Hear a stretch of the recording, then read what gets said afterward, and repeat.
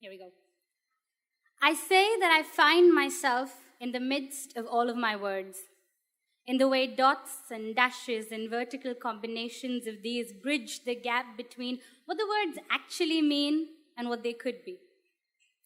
I say that I find myself in the midst of all of my words because I like to believe that I get to choose how I punctuate my life, that I get to choose between hello, goodbye, and hello, goodbye. I say that I find myself in the midst of my words, but in reality, I use my words to find me. You see, on the days that I don't know who I am anymore, I need the words that were born in my head to assure myself that when the blurred lines will fade into one another, my tresses will not merge into the backdrop because the blue that I have in my hair is a reflection of the choice that I make every day, a reflection of the choice that I make to stay bright and happy. I go to my poems to tell the circles under my eyes that they would look less panda-like. Circles are cuter on pandas.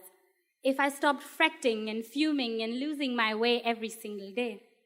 You see, because I know that when the light hits the cherries that I've hidden under the skin of my cheeks, they will come alive. All I need to do is smile.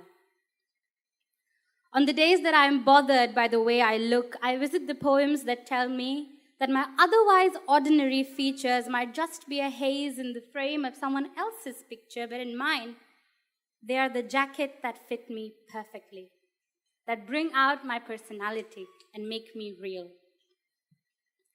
And then there are days that make me wonder if I need to tone myself down, become softer, maybe.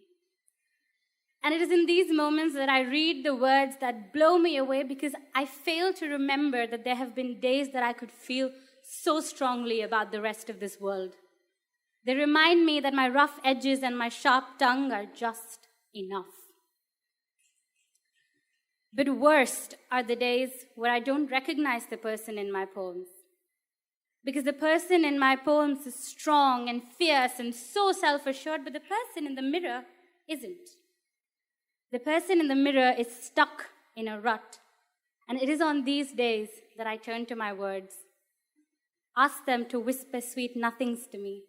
Ask them to clamp my ankles and pull my feet to the ground, and they make me have a conversation.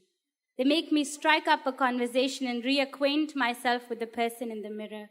They make me wipe the fog, look straight into my eyes and say, "Hi, how you doing?" Thank you.